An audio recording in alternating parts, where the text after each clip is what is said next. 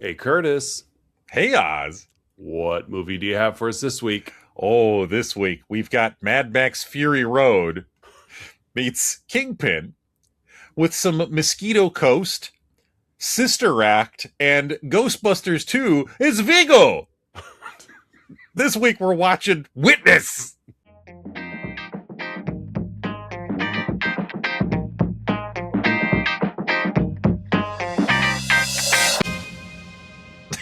It's Vigo. It's Vigo. I'm watching with Patreon subscriber Melissa L. And the moment you see Viggo Mortensen on screen, she just turns to me and goes, "It's Vigo." It's Vigo. Well, and it's Vigo. Yeah, and Jenny kind of says, she goes, "Isn't that Vigo?" Or she couldn't remember his name, but it's Viggo Mortensen. So, Mm-hmm. welcome back, listeners. If you're used to another week of talk, let's talk about just talk about it. Like Let's just yap. We're telling you what to do now. Talk about flicks. Talk about it.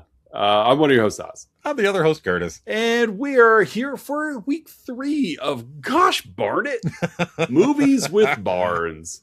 This movie didn't have one, so they built one. They made one. They made one specifically to meet our theme. Yeah, exactly. Like halfway through the movie, they're like, "Ooh, at some point, a podcaster is going to do an episode about barns. We should probably put one up."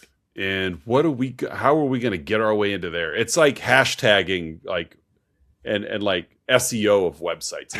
Throw in as many keywords as you can, hoping that you can land on the radar. Yeah, so, and Witness. I mean, they have Amish, they have barn, they have Harrison Ford, Danny Glover, Lukas Haas. Yeah, they're all there. All the hashtags are there. Yeah, and we could have done.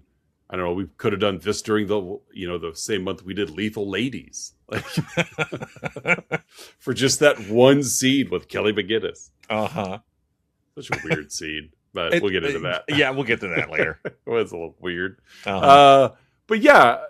So check us out on the website, let's talk about flicks.com. Like, subscribe, do all that stuff you're supposed to, and so. Week 3 of Gosh Barn It month, your movie this week, which you said this was another favorite of Patreon subscriber. This is another shout out to Patreon subscriber Colleen K. As well as all the other Patreon subscribers, Don S, Aaron A, Mandy K, Melissa L, and Lyle M. Thank you all for your patronage. See, I didn't forget. I just was tardy. No, it's you were waiting for me to bring her up. So. Yeah. I'm tired of just announcing it. I wanted to just slide in like a Trey Turner. Trey Turner. Like the Trey Turner crossing home plate. Yeah. Smooth. So. Colleen K introduced Witness to me as a youth because she liked to watch hunky men in 80s movies, and this one has hunky man and Harrison Ford. As does Mad Max. And so that's why, like we kind of joked via text that this movie was a hit in the wasteland. Witness me. Yeah, it's one of those, like the apocalypse happened, and like all technology was lost, but there was just like there's one VHS copy of Witness. Yeah, there was a VHS copy of Witness that they figured out how to get playing, and this is what they watched. Yeah, like when you go to like an Airbnb and there's just a little shelf of media. And that's what you're stuck with. Yeah, that's what it was for the wasteland. All they had was Peter Weir's Witness, and just outside the gas farm was the TV that they all could circle and watch Witness. That right there. Yeah. What do we say in our text? On the other side of Bullet Town, that's where the Amish just community on the was. all you gotta do is pull the rope and they'll come running. Yeah, the Amish were the ones who were actually manufacturing the bullets. But they weren't using modern technology because they don't like to be photographed. So you weren't going to find them on a dirt bike doing Cirque du Soleil type stunts. They're too busy making bullets, and there's simple ways. There's simple lifestyle making bullets. Well, they can make bullets 1.5 times faster than anybody else. We bowl 15 frames. Right, that's why they are on bullet patrol in the wasteland. So like I say, your plot. So I've got the cast of this movie. Who's in 1985's Witness? There's some recognizable names in this for sure.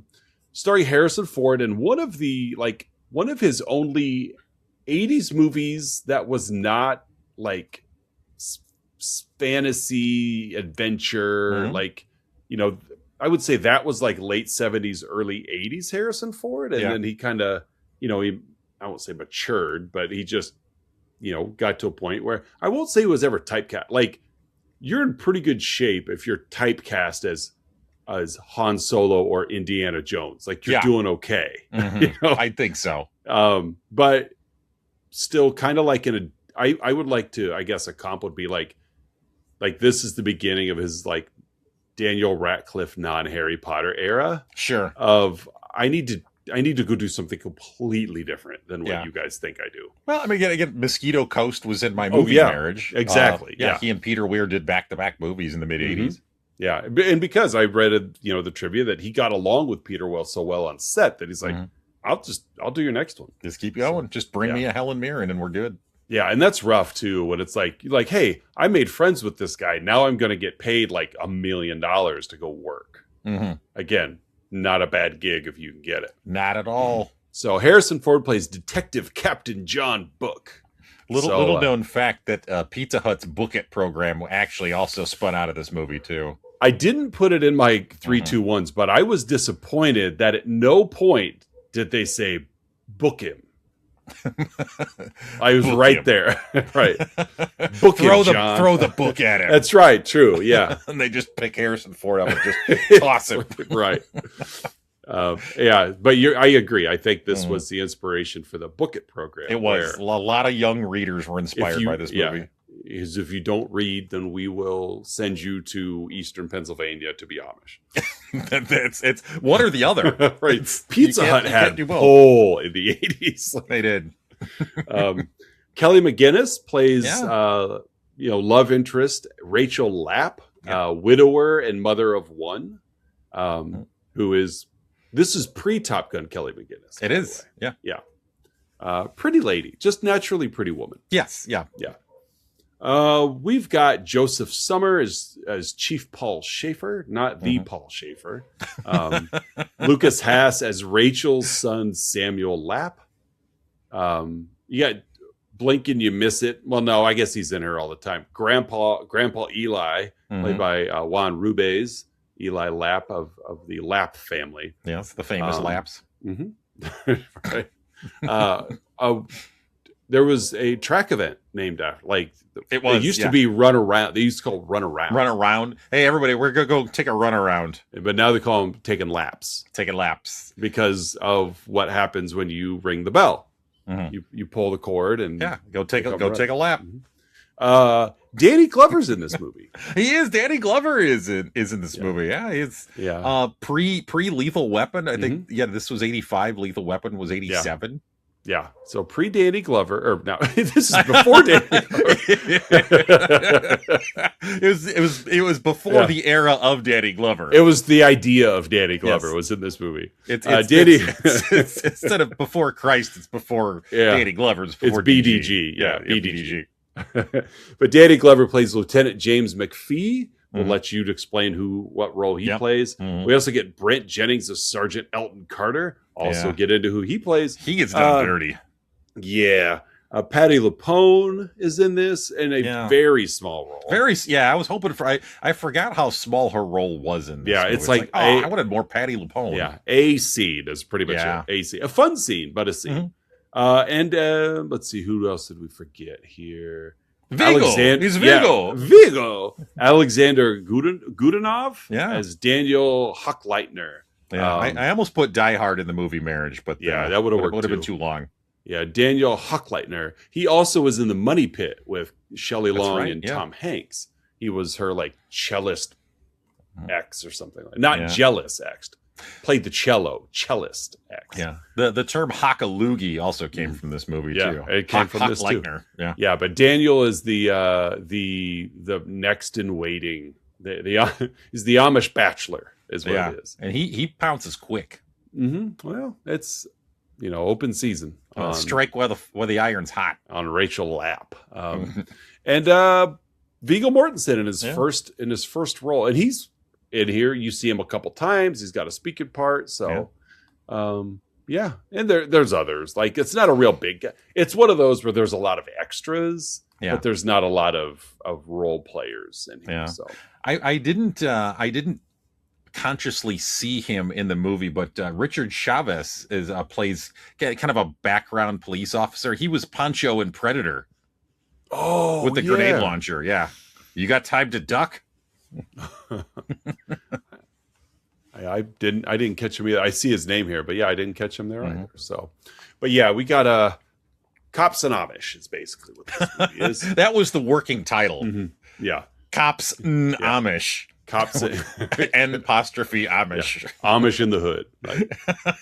So, A Day in Philly was actually another working title for this movie. It was A Day in Philly. Yeah. Yeah. A Day in Philly. So, what's this movie about? It's honestly, it's pretty straightforward and simple plot. Yeah, it is. Really, in some ways, it feels like it could have been an episode of like a police procedural.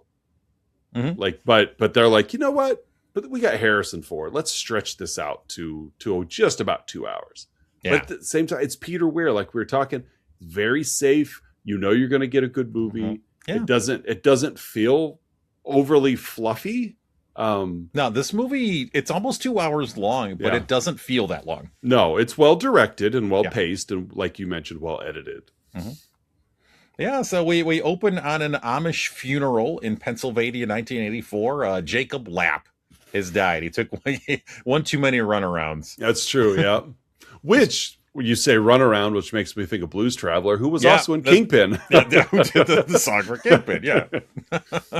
It all comes full circle, or full lap, as they say. Runaround from Blues Traveler was based on the Lapp family. It was. in Witness. It inspired Kingpin, actually. Yeah, exactly. This movie is groundbreaking. Yeah, so, unfortunately, Jacob has passed away, leaving behind, as you mentioned, widow Rachel, son Samuel, and then her father Eli as well. I was reading in Wikipedia, the movie was almost called Home, because apparently that's in the Amish community. That's the phrase they use when someone passes. Someone was called home. Yeah. Daniel, and we never meet Jacob, so that would have been an odd title. No, it's that would have been a lot different had we met his corpse at the beginning. Yeah, Life with Jacob, and then just the end is the beginning. Daniel Hochleitner, again, Alexander Goodenough, immediately starts courting Rachel. He gives Samuel a toy as well, just to show his appreciation there. Yeah. Rachel and Samuel board a train. I think they're going to see her sister. They're going to go see her sister. And they're going to go. Yeah, they're going to go see her sister in Boston. That's right, Boston. But they're taking the train from Philly. Passing through Philly. Yeah. And Eli tells Rachel and Samuel, as they are about to get on the train, Eli, again, Rachel's father, tells them, be careful out there among the English. Wonder if that's going to come back, Oz. Nope. Completely frayed, like went nowhere. Yeah. That plot point. During this early sequence, we kind of see things through Samuel's young, naive eyes. Again, he's in the Amish community. Right. Again, for the recap, for those that aren't familiar with the Amish, not that we are incredibly familiar with the Amish community or background or values, but again, they're living like it's 1850. No electricity, no internet, no gas steam powered machinery. Everything's done by hand. 80s Amish. Yes, things they have progressed some. As I actually have a former student that graduated last year that upon graduation joined the Amish community. Interesting. Like I had him in my filmmaking class, but even then it didn't surprise me because some of his just hobbies were like leatherworking and like he would do a lot of stuff with his grandfather. I ran into him at the store. It was and they had been working all day and pulled over and run in to get some stuff. And I'd asked him, oh, hey, Amish, how's that going? And there wasn't any regret there, but this is way harder than I anticipated. I can only imagine. Yeah. And this is from a kid who, like, that was kind of his jam anyway, was, living off the grid and cool kid. So I'm wishing him the best. So. Yeah. I hope things go well for him and his family. As he hopped in a late model Dodge Ram and off they went with their debit cards. It's like, so things have changed a bit in the 40 years of this movie, but they're using dial-up internet now. At least in the Illinois Amish communities. The Fulton County Amish communities. So basically, Rachel and Samuel get to this train station in Philadelphia to pick up their connection up to Boston. Samuel has to use the restroom, goes into the men's room, and while he's there, he witnesses a man killed. Yeah, he goes into the gets throat slit. Yeah, goes into the stall, and a man was at the sink. He had kind of nodded at Samuel as he walked in, just a friendly nod, and two other men come in and assault him, throw a bag over his head, and slit his throat. One of whom is Danny Glover. Yeah, Danny Glover does the throat slitting. Yeah. Really tense scene. Yeah. The bathroom stall doors have hinges they're like spring loaded, so they close after you push them through. I think most doors have hinges. Little known fact might be what makes it a door. And people don't think of me as a master craftsman. The school year's wrapping up. We're turning off that type of brain. And so the Danny Glover character Laffy is like kicking in the doors to see who's in to see if anybody's in the stalls, and Samuel is in the last one. He locks the door, and he's able to slide under and make it grab his hat before reacts well in the face of danger and fear. Like Jenny and I even said, like, whew, it's pretty wise kid for resourceful young man. Yeah. Figures out real quick what's happening and decides that I need to get out of here. And pulls an Indiana Jones, drop my Amish hat on the floor, grab it. I was thinking about that as well. Yeah. He'd seen the movie. Let's not kid ourselves. He's seen Raiders. He saw Raiders of the Lost Ark. Yeah. Later, Captain Book and his partner Sergeant Carter question Samuel at the train station. Book is pretty unsympathetic to their lifestyle. He's there to do the job, regardless of who he's talking to or what their values are. And, Samuel says there was two men. One had dark skin. The other was white and small. Rachel says that we don't want any part of your laws, and pleads to them to let them go, especially after Book drags Rachel and Samuel to this really seedy bar. There's like a known suspect there, somebody who kind of fits the description, and they drag him out, and they literally Book like presses the guy's face up against the car window. Is this him? Yeah. It was an abridged scene because I think they went to every black person in that part of Philly and did the same thing. None of the white ones, though. No profiling involved here at all. The short white guy that he also said he saw. Nope. We're not going to look for him. Needle in a haystack. Yeah. Where are we going to find a guy like that in Philly? Where are we going to find a short white guy in Philadelphia? At one point, they got Charles Barkley pressed up against the window. Moses Malone. Exactly. Dr. J. Like, is this him? You're just at a Sixers game. Meanwhile, Kyle Schwarber's walking by in the background, just with a bloody knife. Yeah. Not him. Nope, that's clearly not him. So Book takes Rachel and Samuel to stay with his sister Elaine, our Patti LuPone almost cameo that we get here. Pretty much, yeah. The next day, Book takes them to the station to see a lineup. None of them are the killers. Kind of a fun sequence of the three of them eating hot dogs together. Yeah. The first time you kind of see Book start to let his guard down a little bit and start to at least try to listen and learn a little bit about who they are and appreciate. Well, I think he's absorbed. Well, we get a little bit because, of course, he left him with his sister, like you said. Yeah. And when he picks him up the next day, because they're almost like a short-term witness protection kind of thing. Sort of. Someplace to stash him. Yeah. And when he picks up the next day, like Rachel, I won't say gives them the riot act, but like she's had a very in-depth conversation with Patti LuPone's character about him. And so she's just spilling all of these. Well, your sister says, your sister thinks, and very matter of fact, that's just it. I really, really like this little scene. Yeah. Because it gives an indication as to how Rachel sort of absorbs interaction with other people, and there's no filter, and she's not trying to be rude or mean. No, not at all. Just this is what your sister said, and now I'm telling you what your sister said. Yeah, and some of it is the naivety of just social conversation, but I think there was a little bit too of excitement of knowledge too. Yeah. Because I'm out of the community. We're in Philadelphia. It's been dangerous. Obviously, it's been dangerous. But then, like, she felt safe and secure. It's just this sponge of knowledge. And I think that, to me at least, it showed a little bit of, not necessarily, that she recognizes there's life outside the Amish community. Yeah. And, it's a two-way street. If people are going to learn about our lifestyle, I need to learn about theirs too. And she doesn't follow, the social norms. No. Like she's not sugarcoating anything that she says or dancing around certain topics. This is what your sister told me, and I'm now telling you. I don't think it hurts that she was pretty. Yeah. Like for the sake of the character, the interaction, like, I don't think it hurts that they cast Kelly McGillis as Rachel.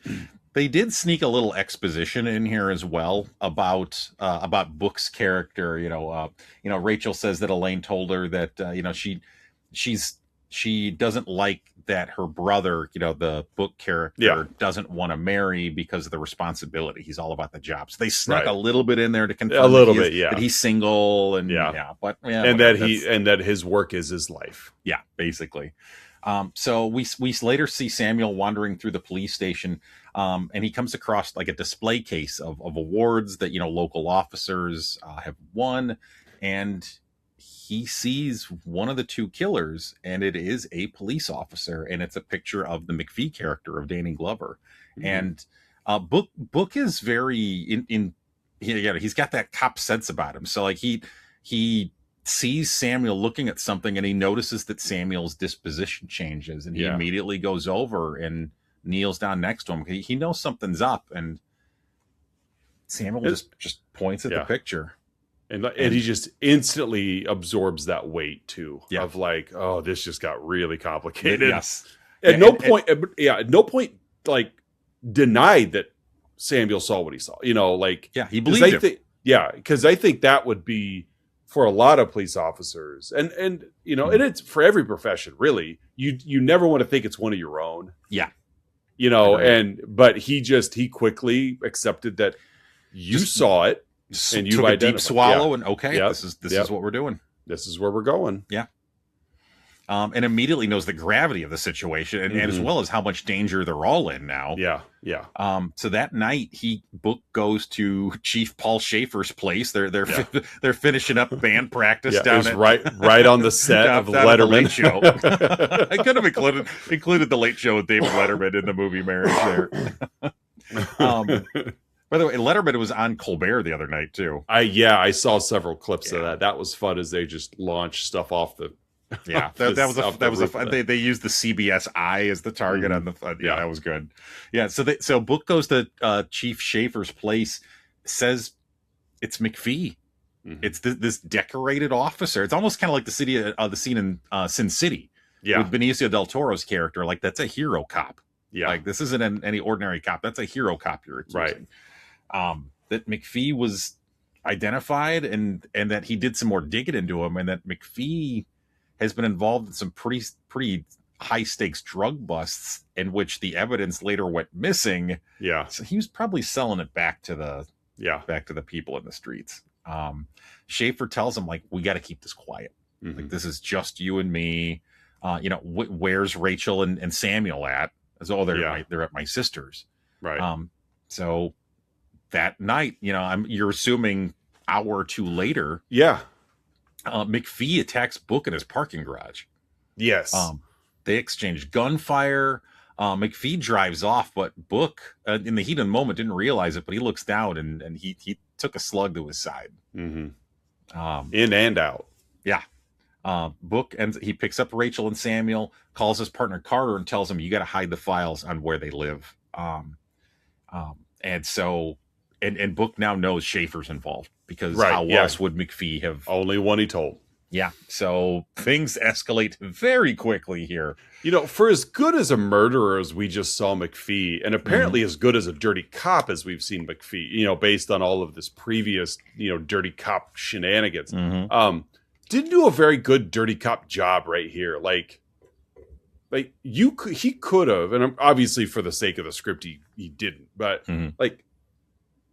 he pretty much wanted to pop Book point blank in the garage. Like, he had a, I think which one of them had a shotgun? There's a shotgun later in the movie. I think it was. Were they both handguns for this? I think it was a handgun in this. But still, like, Book's just walking back to him. Like, he could have just plugged him from afar, or just walked up to him. Yeah, but instead, it's he didn't necessarily announce himself, but it's almost like he wanted to be seen. Mm-hmm. And then, of course, it backfired on him as we got this old couple coming out of the elevator that distracted him. That's my car. Reminds me a little bit of the scene in The Naked Gun, where Leslie Nielsen's character, he's investigating the bad guy's like factory or something, and he's on a catwalk, and the other guy comes at him, and he starts shooting at him. Tell him Vincent Ludwig sent you, as he's shooting. And Leslie Nielsen's like, I can't hear you over the sound of your gunfire. Did you repeat that? Yes. So he takes a round. McPhee drives off. Book ends up driving Rachel and Samuel to their home, back in rural Pennsylvania, knowing they'll be safe there because Carter hid their files with their address. And he goes to leave, but from the blood loss, he just drives the car right into this big birdhouse that they have in their yard. I think it was more of a bird hotel. That was a really large birdhouse. That was a large birdhouse. All the birds in eastern Pennsylvania live there. That was a bird estate. Yeah. So, in Eli, I think Eli comes up. Is English dead? Yeah. Book refuses to go to a hospital, knowing because it's a gunshot wound, they're going to have to report it, which will lead them right there. Yep. And so he's got to stay there. And Eli and Rachel very reluctantly agree to take him in to care for him and shelter him, and also knowing that if he dies, word will get out and eventually. So they're kind of damned if they do, damned if they don't. And so they end up keeping him. Eli and Rachel hide Book's car in their barn, which I put in all caps. In the barn. In the barn. Rachel stays with Book as he's hallucinating from the infection he has and from the blood loss. There's kind of a chuckle worthy scene as he comes to a couple of days later, and it's kind of a POV shot from Book, and he looks up and there's just 5 Amish men standing around him. It was kind of fun. Yeah. it's the elders of the community. Yep, the elders. Yeah. So after he's pretty perilous situation there for a bit. Like you don't know if he's going to make it or not. Right. So after he comes to, Rachel scolds him after he hands Samuel his gun. He took the bullets out of it, but because Samuel Samuel was, I won't say sniffing around, but like he found it. He was curious. And, there you go. He's curious about it, and Rachel come in kind of the odd time of Book was doing the right thing. No, that's dangerous. Take the bullets out. Yeah. But this is what you were looking at, and explains why, etc. And then of course Rachel comes in, like you said. Yeah. And he immediately tells Rachel, you're right. I shouldn't have let him look at it. And he gives her the gun and the bullets, hide these, put them in separate locations somewhere Samuel won't find them. So it's kind of the first indication that Book is starting. He's becoming much more respectful of their traditions and their norms, and he's in their home, let alone what they did for him.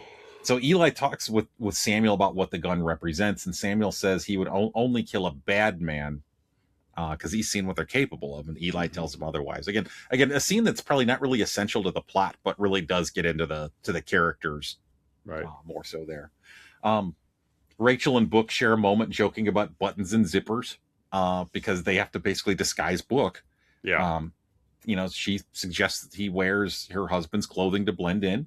And he asks another kind of chuckle scene, like he asks, "How do I look?" And she says, "You look plain." Yeah. You fit. Yes. I do appreciate some of the subtle humor here. Yeah, it's real subtle. And it wasn't over the top. No. Like in a lesser movie would have leaned into that humor more for looking for guffaw laughs as opposed to just like some chuckles. Well, it's just real, like, because they're safe. Even Book feels like at this point we're safe. No one knows where we are. Yeah, we're safe. Yeah. So Book goes to town with Eli, uses a payphone to call Carter, who tells Book stay away. Like, it's hot out here. Yeah. Everybody's looking for you. Just stay where you are. Arriving back at the Laps, because he had taken his gun with, he immediately just gives the gun and bullets right back to Rachel. Samuel shows Book and the audience around the farm, as well as how to give a cat a massage, which I thought was a cute little moment there as well. After catching Book trying to start his car, Eli insists that he helps out around the farm and wakes him at 4:30 the next morning to milk the cows.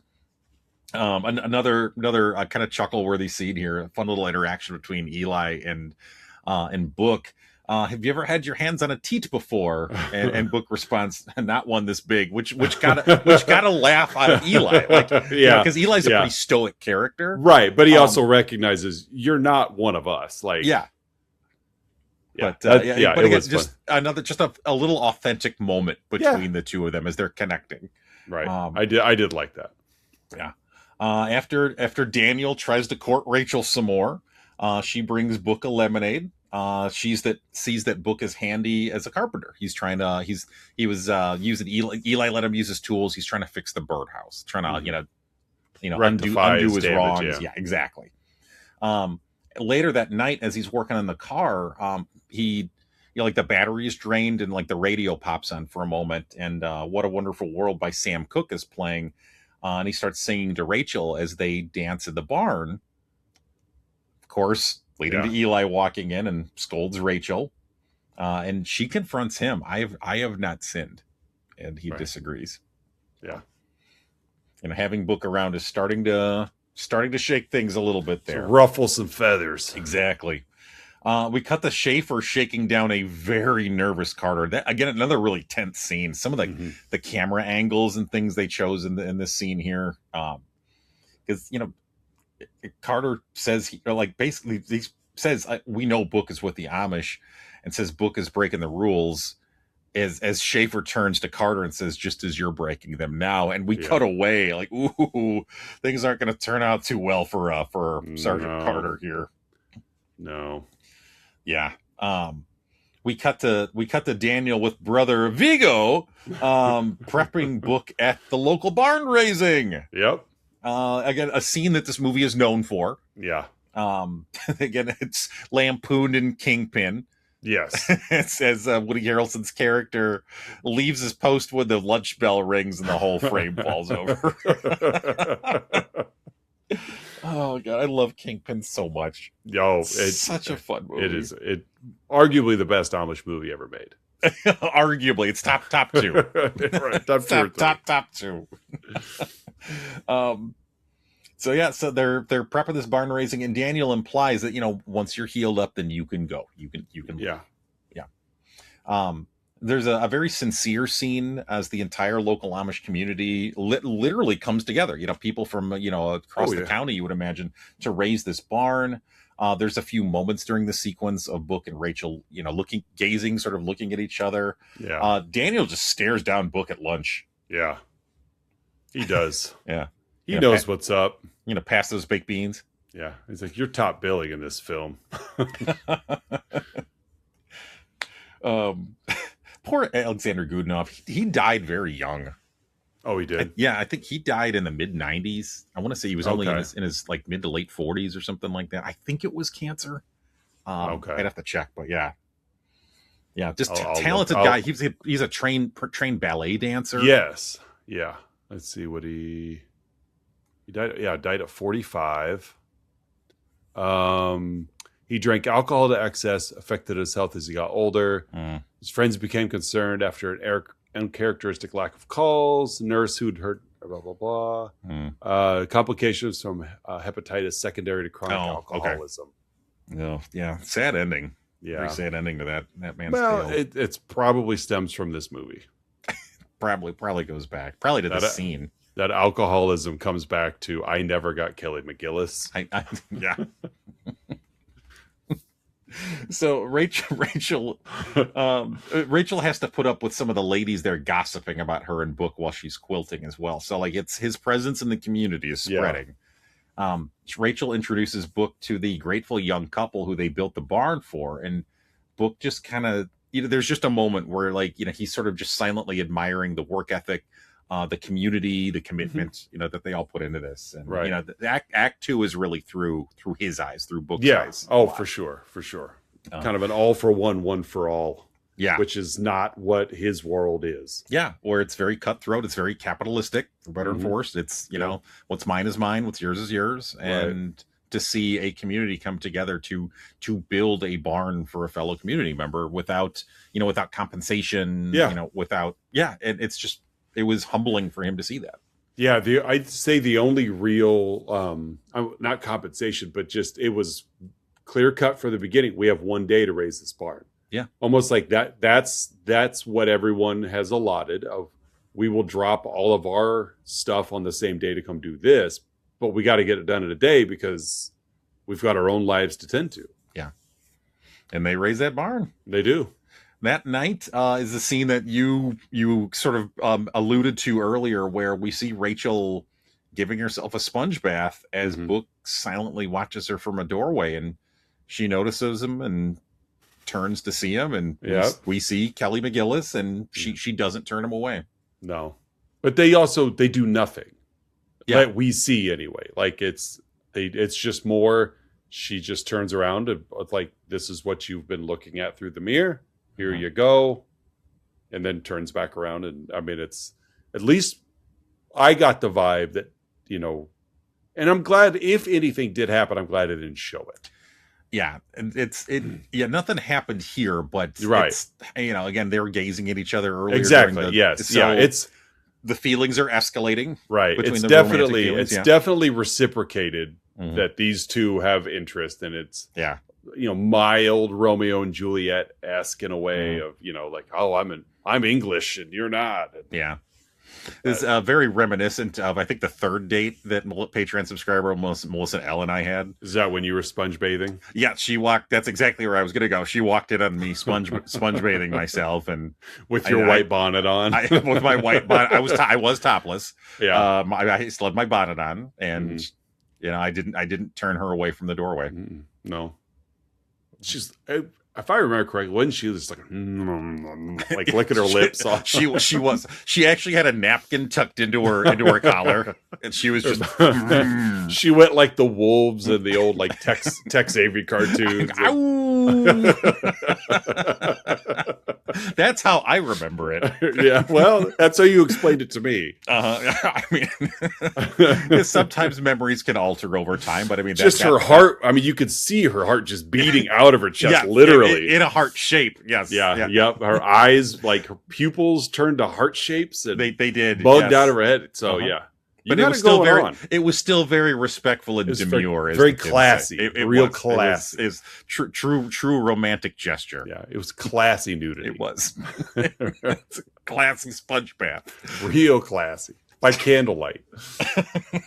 That's how you take a sponge bath, is candlelight. Yeah, you have to turn you got to wait till it's dark. Yeah. God, I lost my spot. So we're now at Act 3, Oz. We cut to the next day, and we get a sequence that is supposed to make you feel uncomfortable here. Book is back in town with Eli, and there's tourists piling off a bus, and they're there to see the Amish, and you get the sense the local economy is kind of based on these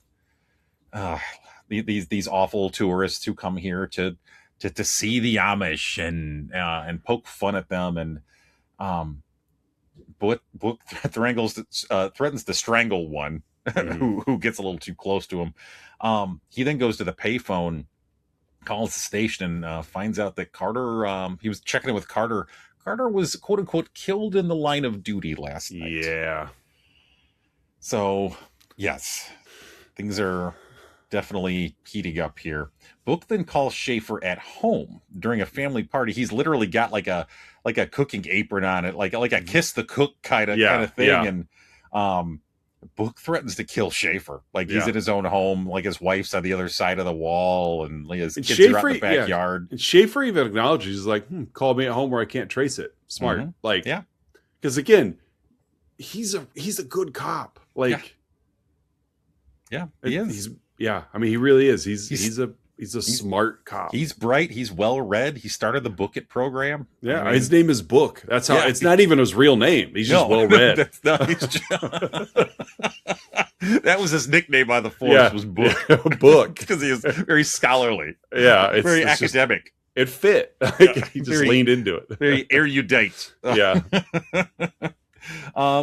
So after he has this awful phone conversation, he just heard that his partner's dead, and then he talks to Schaefer on the phone. He's fuming, and he walks back to the carriage with Eli, and there's a couple locals there who are messing with Eli and messing with Daniel, and the other scene in this movie that is really known, kind of culturally, and a local redneck comes up with an ice cream cone and puts the ice cream on Daniel's cheeks and on his nose and on his chin, knowing they're not going to fight back. Yeah, it either was the hottest day ever, or Daniel was sunburned or had a fever, or it was really low cream ice cream, because that stuff was instantly running. He puts it on there, and it was milk. That definitely was not Culver's. No, that was not. There was no custard there. That was It was fat-free ice cream. Yeah.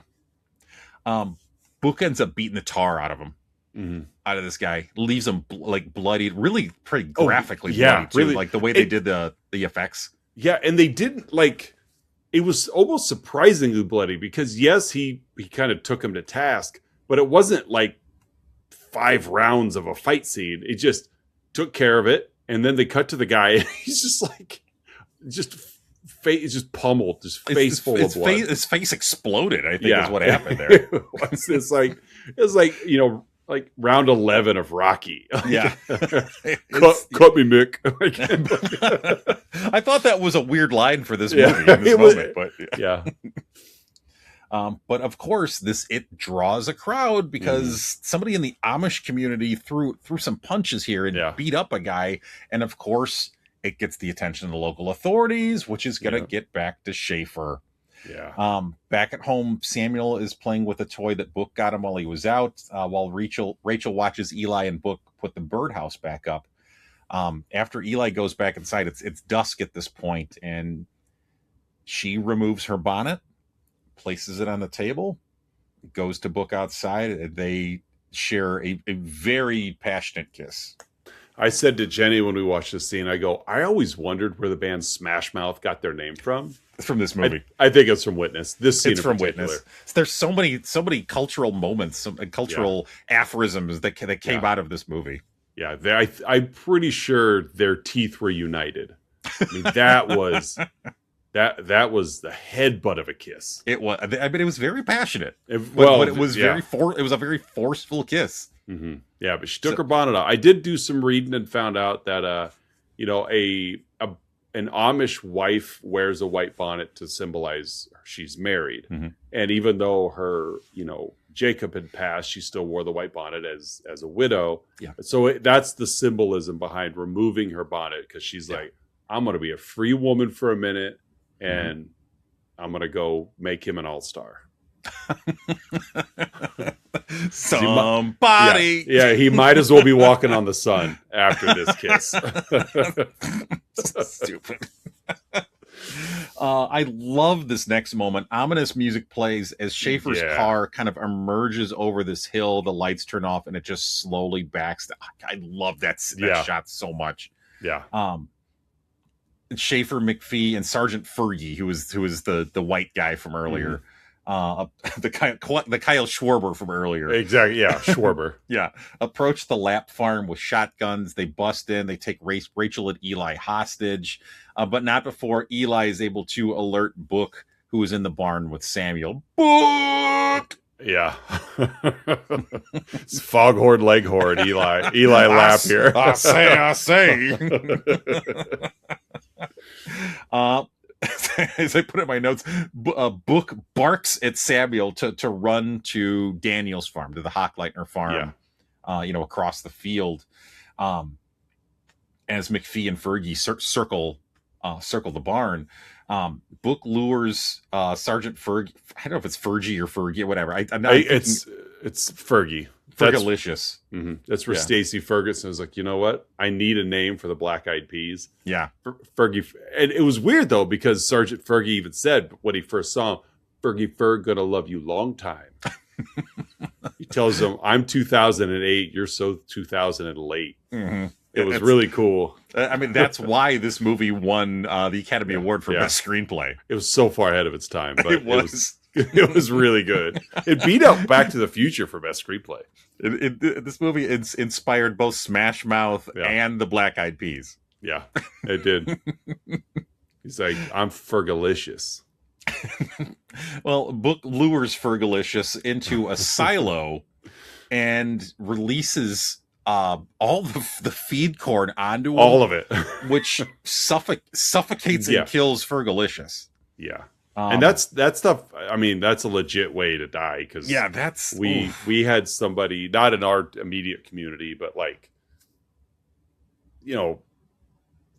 husband of one of Jenny's, high school friends knew better and stepped into a grain silo, and it just sucked down into it. And it's probably that's awful. Probably 7-8 years ago. What a terrible way to go. Like, and how helpless you'd have to feel. Yeah, exactly. Because it's like you've got nothing. Yeah, it's like, honestly, that happens. Quicksand was supposed to be the scary thing when we were growing up, but that's about the closest reality to quicksand you're going to get.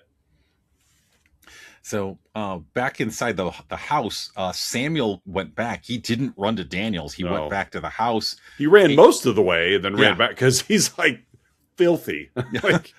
So Eli and Rachel see him. He's out of the line of sight of Schaefer, but Eli and Rachel see him, and Eli motions to Samuel, go ring the bell. So while that's going on, Book goes into the silo, digs Fergalicious's shotgun out, and then kills McPhee with it. Schaefer then enters the barn with a gun to Rachel's head, forcing Book to drop the shotgun. Samuel rings the bell, leading to every Amish within earshot just comes running, because that's what you do. It's, every home has an emergency bell. Of course, there's no sound. I mean, there's no TV. There's no distractions. It's just, so it's probably easy to hear. So dozens of people literally just come running to their aid. Something's up. And this is what we do. We drop everything when we hear the sound and we go help. And so in front of this crowd of a couple of dozen Amish, Schaefer can't bring himself to kill anyone. Like, he has a gun. Right. But what's he going to do? He can't shoot all of them. And so he gives himself up. We get kind of an epilogue here. Yet after the other authorities arrive, Book, he's now wearing a suit again, shares a moment with Samuel. They tell each other goodbye.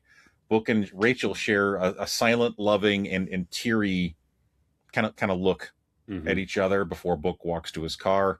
And then Eli tells Book, is it Eli or Samuel? I think it's Samuel. I think my notes are wrong. You be careful out there among them English.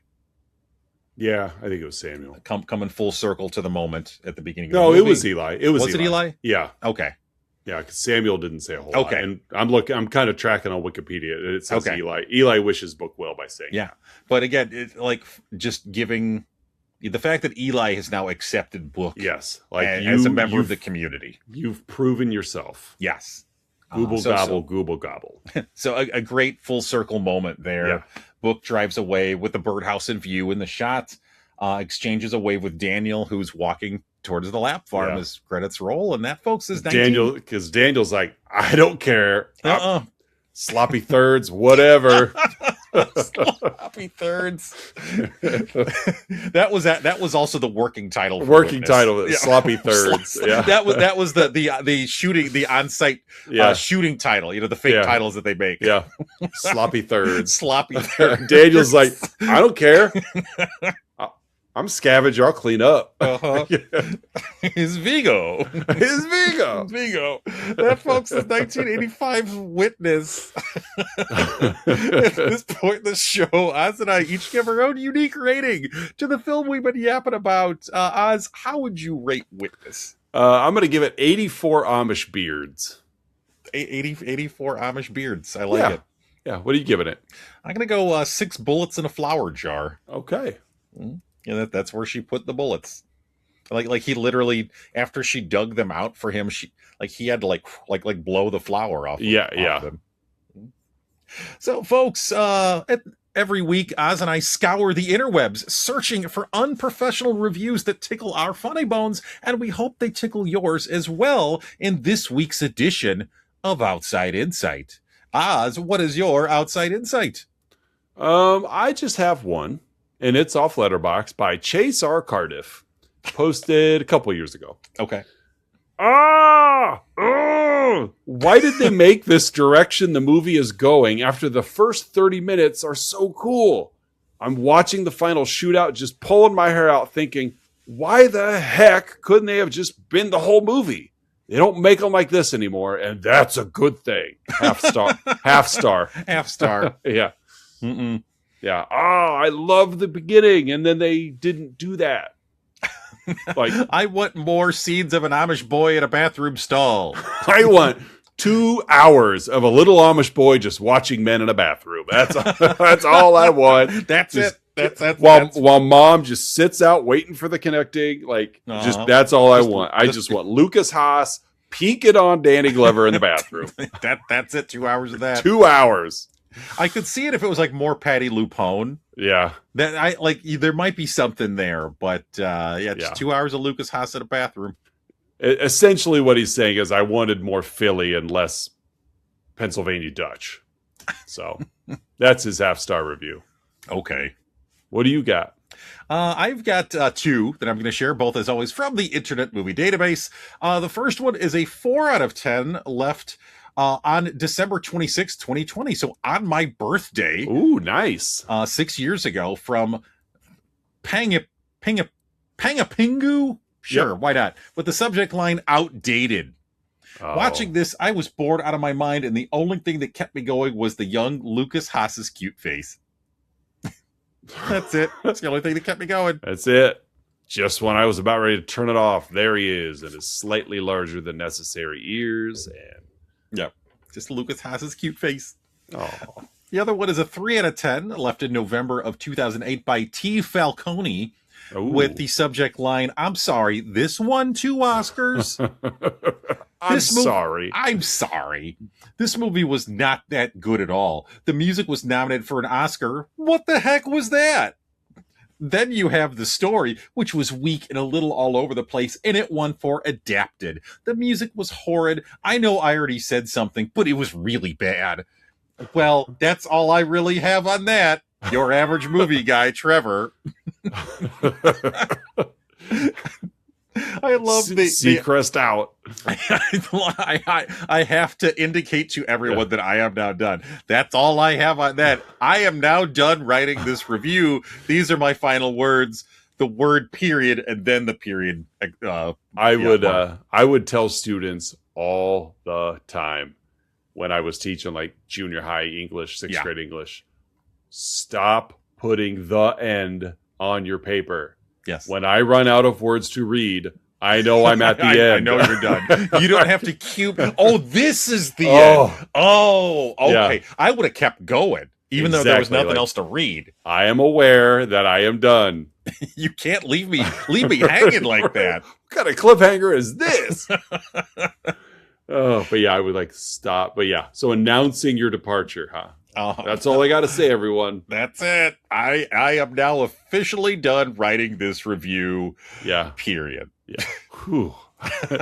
Sigh. Uh, All right, folks, it's that point in the show you've all been waiting for. The Let's Talk About Flicks signature segment, the 3-2-1, in which Oz and I each share 3 goods, 2 bads, and 1 about this week's movie, Witness.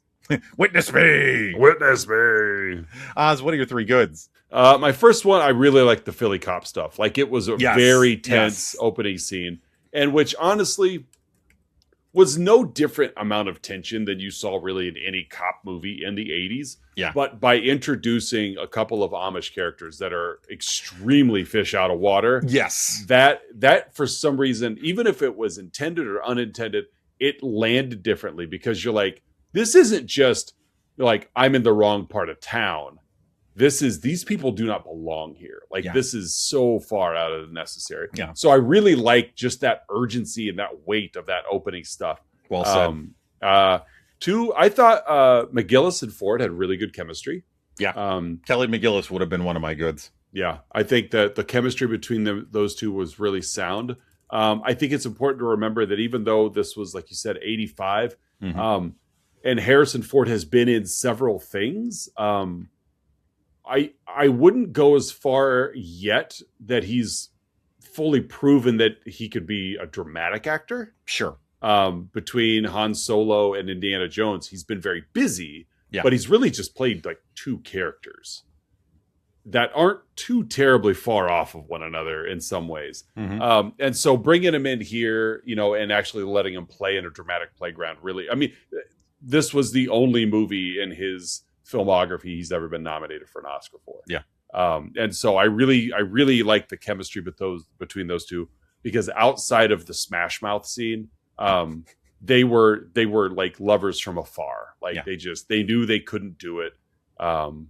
They couldn't, find their romance together, but they still longed for it. Yeah. Which leads me to my third good. I liked not having them get together at the end. Yeah. The movie set the expectations and reality of why she was in his world and why he was in her world, but it never once gave us the perception that he was just going to leave his life behind and become. No, it was like the reason for hiding was over. I've got to go home now. And I like that they didn't get together. Yeah. It sucks for both of them because it's probably the first woman he's ever loved, and she's moved on, with someone deserving, but it just wasn't meant to be, which is how life works sometimes. Yeah. So those are my 3 goods. What do you got? Yeah, I'll throw in a good I was going to use, but it's just close enough to one of your goods, which was the romance and just the feelings between Rachel and Book. I thought were very honest and earned. Yeah. Yeah, it definitely did not give any like love at first sight kind of vibe. Yeah. It definitely was. You could see why she found romance in him as he proved himself amongst her community without judgment. He wasn't trying to be boastful. He was respectful, and then for him it was probably a little bit of damsel in distress. But yeah, I'm with you there. Like it did. It felt very just authentic. Yeah. Well said.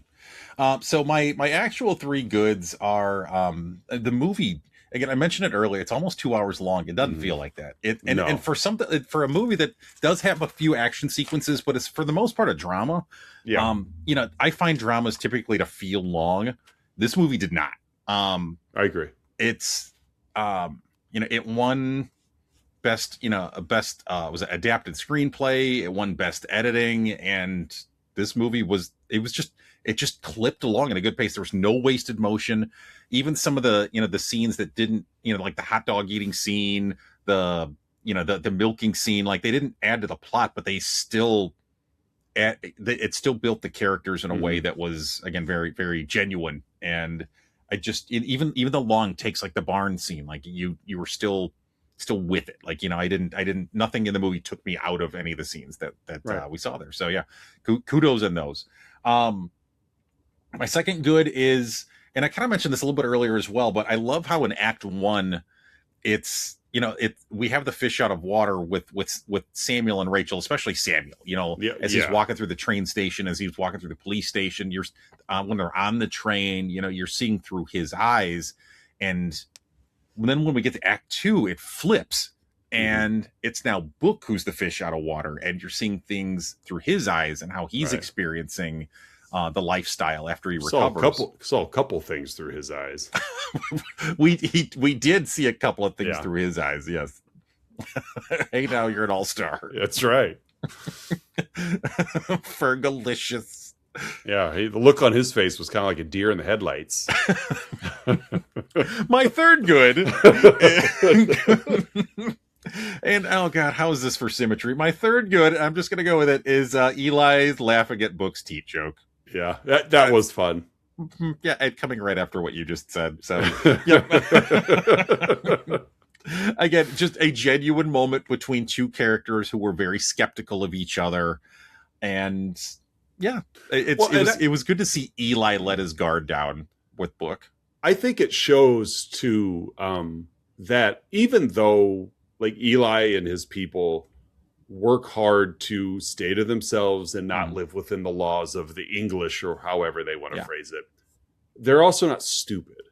They know they know that we are a microcosm of what's out there. Yeah. And while Samuel and his wide-eyed like absorption of Philadelphia, the train station, and just everything that's everything, I got the vibe that was the first time he's been away from home. And he was like, wow, like this is massive. Eli's old. Eli's run this route. He knows this game. So he's not, like I was happy to see that laugh out of him with that teat joke, because he recognizes that I can still communicate with someone who's not part, because I'm not stupid. I'm aware that just because we live life a certain way, we know not everyone does. So I thought you ever had your hand. It was just funny. Yeah, it was just funny. It was funny. Yeah.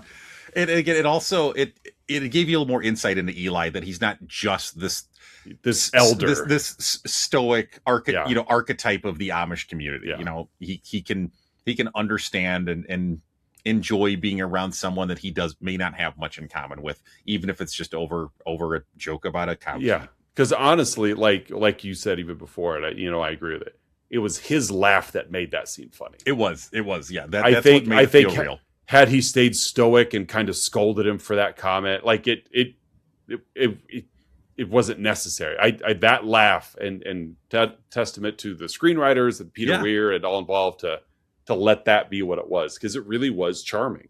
Yeah.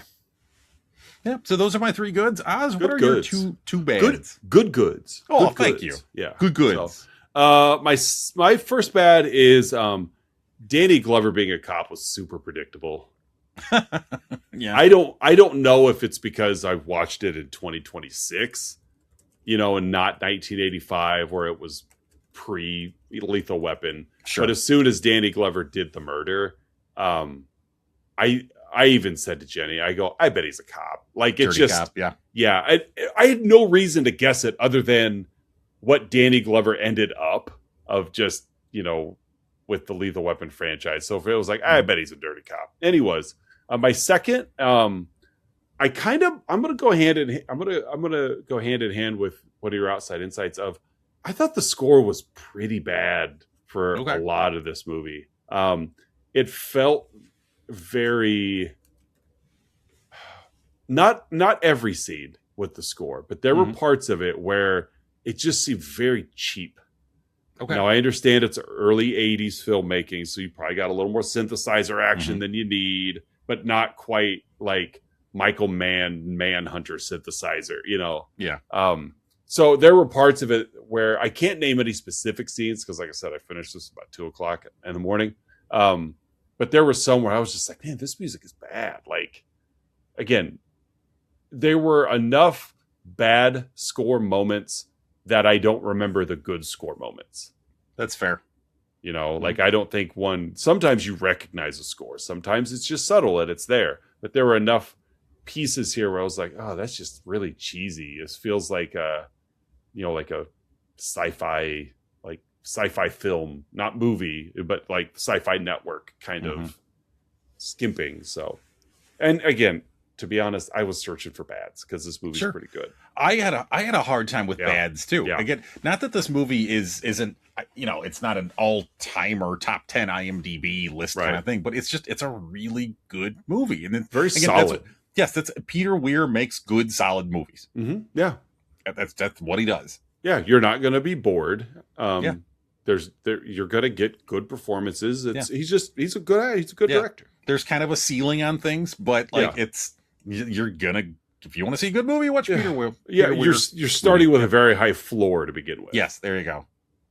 It's the Carlos Boozer of filmmakers. Yeah, exactly. Yeah, it's a good player. Yeah. Not a great player. He's a good player. Yeah, I agree. Robert Horry. There you go, Robert. A good player. Yeah, Robert Horry. Good He'll player. come through in the clutch. You'll remember him. Yeah.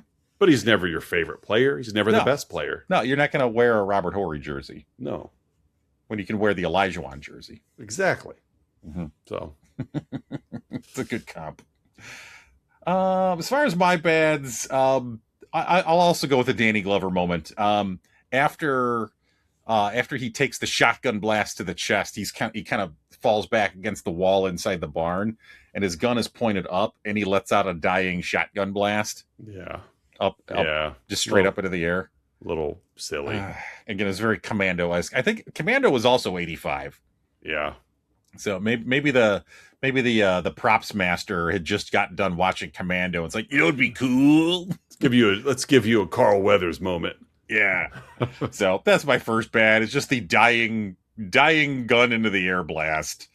My second bad is, let's go with this is an obvious one, but just the bullies and the tourists in town. Mm-hmm. Why do you got to do that? Be better. What the Amish are not hurting anyone. Their lifestyle, that there's no harm being done. No, they are like they are the epitome of just leave us alone. Like, we're trying to be left alone. Just let them live their lives. Right. You don't have to understand it. You don't have to question it. Yeah. Don't treat them like they're in captivity at the zoo. Right. Just let them be. Like that scene is supposed to bother you. And it does. It bothered me a lot. Yeah. So, I get it. Just be better, people. Yeah. That's my second bad. Oz, what's your huh? I've got a backup huh here before I get to my real huh. Mm-hmm. How long was Book with the Amish? Because he got shot through. Yeah. And fully healed. Raised a barn. Like, shot through enough to where, like, it was an issue and then it was never mentioned again. Yeah. So how long was he there to be as active in the community? And then on the flip side, and this is still my backup, huh? Why was it so hard to find him? Yeah. He was like, the dirty cops knew he was with the Amish because they were clearly Amish. Yeah. And then they couldn't find him. And they never went looking amongst the multiple Amish communities until it was put on their radar that, hey, an Amish man fought a man. I was like, that must be Book. That's got to be him. So I get it. Like, it definitely was 3 acts with the importance of Act 2 being the basis of the film. But it just, that for me was like, man, how long was he there?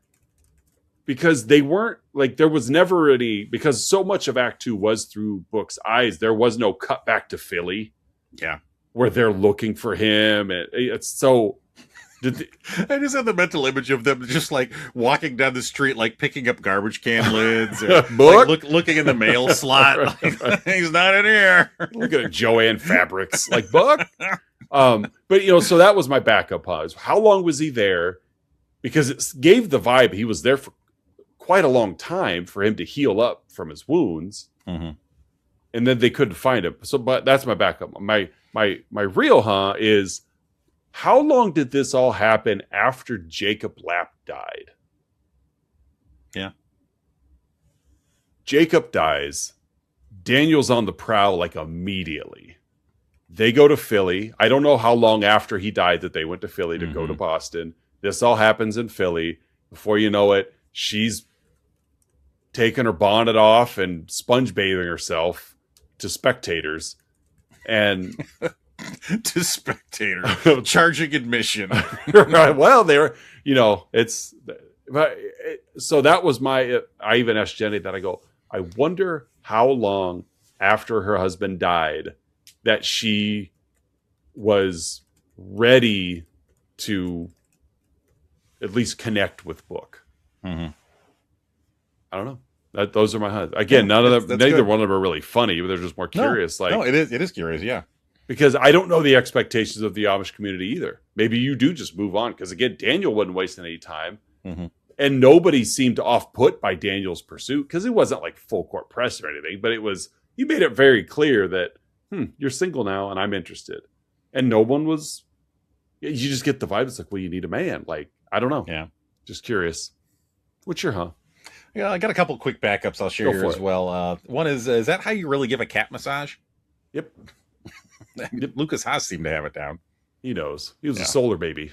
He was a solar baby. Another backup was, can milk stop infections and produce blood? Because they use like some milk mixture to treat the wound. And that's a good question. It's probably unpasteurized RFK Jr. milk.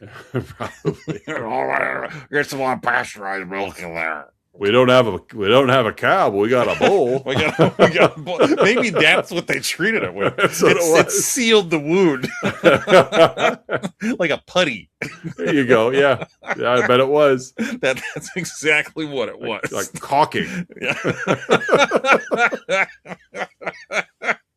That's what it was. It's nature's own. Anything. Yeah, nature's own caulking. Next time I gotta seal a leak in the window. Yeah, just go to the neighbor and get a bowl. Just find the closest bowl. Right. Seal it right up. Is it drafty in here, or is it just me? Oh, I know what'll take care of that. I got a bowl. That sealant's cracking. Gotta reapply it. My actual though, and one that I might, and you'll have to give me some feedback on this, I'm toying with turning into my next blog. A couple of months ago, I said that I claimed that the Last Boy Scout and what was it? The Last Boy Scout and Up were in the same universe. Oh yeah, yep. So for this, are Witness and Die Hard in the same universe? Like, was Daniel so spurned? Like he's so hurt from being spurned by Rachel that he leaves the Amish community, joins an international crime syndicate, and ends up in Die Hard.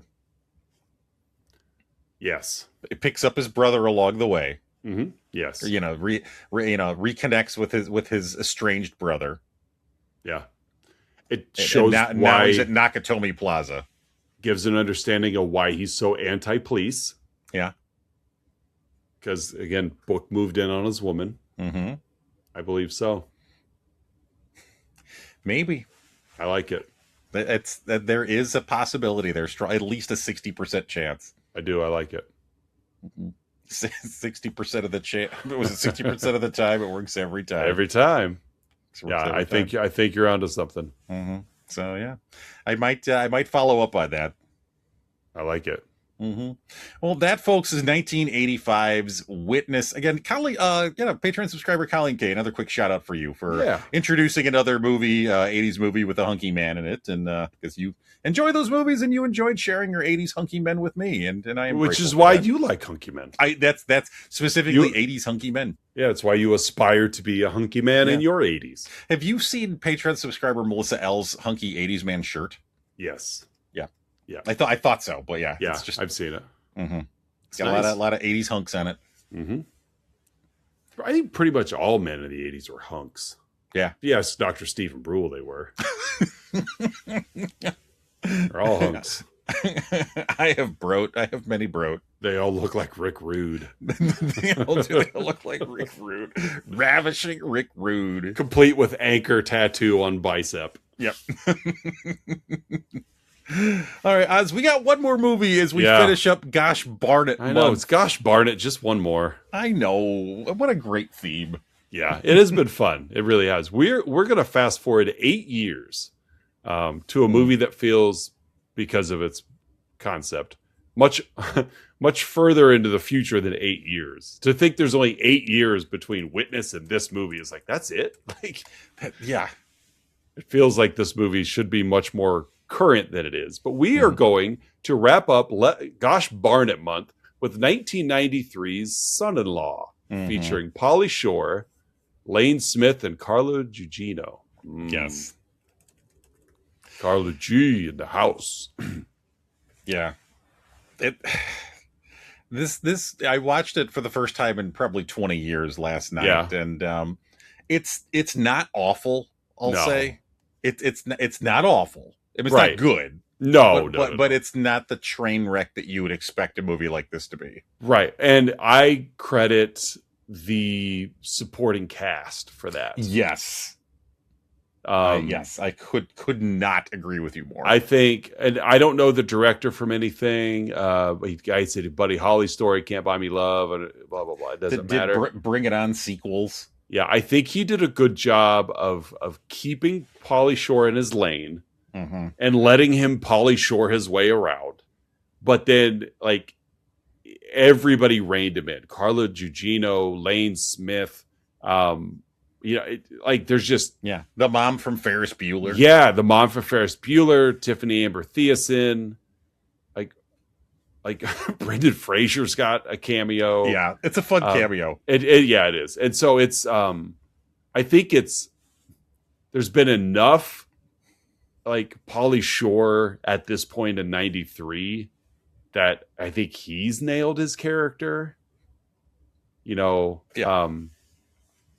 so it's fun. It's an innocent movie. It's a fun movie. That's a good way to put it. It is a very innocent movie. It's another fish out of water. It's fun. It's just a fun movie. Jenny and I have seen Pauly Shore stand up a couple of times. He's come to the Peoria has a comedy club. We haven't been in a long time, really, since we had kids. But the Jukebox Comedy Club in Peoria, it's got the vibe of a Midwestern comedy club that's not set in the suburbs, kind of a hole in the wall. They've brought in some pretty decent names. We saw Norm Macdonald there, but a lot of it is honestly, and everybody they talk about, like, it's like an opening video they show. Richard Pryor and Sam Kinison are both from Peoria. Yeah. And so a lot of stand-up comics feel that we got to pay our homage in Peoria. Sure. Downtown, I mean, there's a Richard Pryor statue not far off of like the downtown area of Peoria. So we've seen Pauly Shore there a couple times. Much better the second time than he was the first. He was pretty rough in the first. Seemed very lonely. But he seemed in a better headspace the second time. So it was fun. Like, he was funny, but really his whole set was him being the weasel. Yeah. But also basically just talking about what it was like on his heyday. Sure. Used to party with this person, used to hang out over here. Of course, Pauly Shore is because his mom ran like what was like the Comedy Store in LA. So like he grew up around it. So it's kind of a fun little small world thing of, his mom ran a Comedy Store and then he's got started there because he's around comedians all the time and et cetera, et cetera. But no, innocent movie. Just, it's a goofy. If this movie did not come out when we were 14, I probably wouldn't care for it at all, but it's got a little bit of nostalgia to it of I remember it being funny when it came out. A lot of movies around that era were that way. Yeah. Which is probably why I don't find many funny movies today. Getting too in the voice of Danny Glover, I'm getting too old for this. Yeah, we got one more week of Gosh Barn It month, and Yep, then we and will then- we will also intro the following month's theme next Yeah, week. I'm looking right now because I forget what that is. Yeah, I'm fun. completely blanking as Oh. well. Yeah, fun. Oh yeah, there we are. Mm-hmm. I have Fun not month. seen the first movie in next month. I have not seen 1, 3, or 4.